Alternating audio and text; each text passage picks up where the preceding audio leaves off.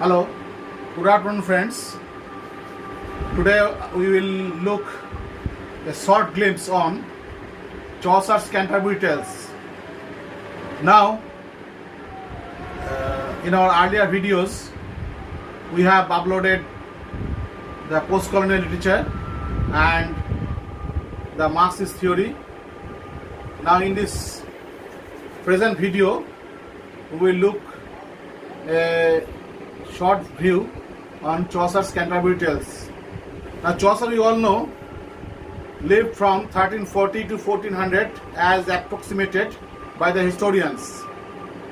But this is a mere conjecture, and we all know that Chaucer's writing are divided into three segments, that is French period, Italian period and English period. And the most fruitful French period's topic is the writing is the Roman de la Rose, and the Italian period we found the Troilus and Cressida and Legend of Good Omen. And in the English period we find Chaucer's best work, that is his masterpiece, the Canterbury Tales. Now regarding Canterbury Tales, there are many conjectures and very researches were going on regarding Canterbury Tales. And regarding the characters in Canterbury Tales, we find that there are 29 pilgrims as recorded in most of the books, and 29 pilgrims and one host. The name of the host is Halle Berry, and they all shared their feelings and their stories in the form of their narratives, and Chaucer recorded these stories into the very narrative of the Canterbury Tales. And how many tales were there, we know not till now, but the recent researchers have proved that in Canterbury Tales there are 30 stories, 30 pilgrims, and 20 stories are complete and 4 stories are left incomplete. And Chaucer wanted to build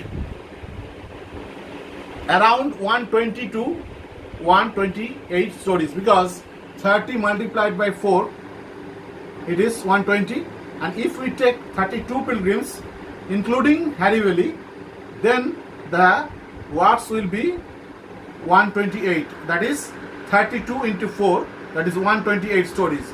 But only we find that 22 stories are told, and we find 20 stories and 4 stories that are not completed. So in the stories regarding, we find the Chaucer's debt to Decameron, Boccaccio's Decameron, and many other various ancient stories. And regarding the tales, the storytellers also were of many numbers, and Chaucer's Canterbury Tales is the veritable cornucopia of the English literature. First we find Knight's Tale. Knight, as he is the, we find that in a position of higher rank, and he tells the story of Boccaccio's Teseide, taken from the Boccaccio's Teseide, and it is a story of two friends. They were in love with a girl's love, and they are in fighting, and at last the one friend got the girl and another friend was killed in a battle, and the next friend and the girl, they came and they reviewed their friend's death in a very pensive manner. So we find Chaucer's Tale, Chaucer's Knight's Tale.